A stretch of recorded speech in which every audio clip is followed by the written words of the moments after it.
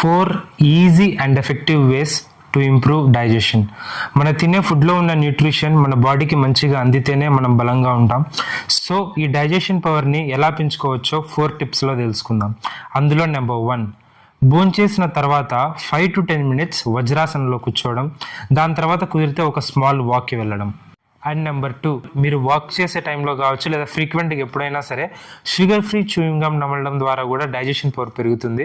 అది ఎలాగంటే ఈ షుగర్ ఫ్రీ చూయింగ్ గమ్ నమిలినప్పుడు అమైలైజ్ అనే ఎంజైమ్ రిలీజ్ అయ్యి ఈజీగా ఫుడ్ని బ్రేక్ డౌన్ చేస్తుంది అనమాట. And number 3, include fruits like banana, pineapple and papaya. వీటిలో ఉండే water, fibre and digestive enzymes కూడా మీ డైజెషన్ పవర్ని ఇంప్రూవ్ చేస్తాయి.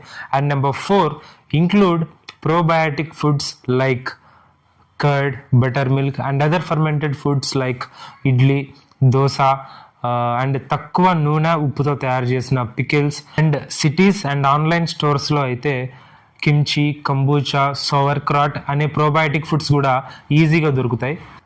లాస్ట్ బోనస్ టిప్, ఇది అందరికీ తెలిసినదే, trying to stay hydrated as much as possible and leading an active life style. ఇవన్నీ మన డైజెషన్ పవర్ని ఇంప్రూవ్ చేయడానికి చాలా యూజ్ అవుతాయి. So hope this information helps. Like, share and follow for much more useful content like this. Thank you.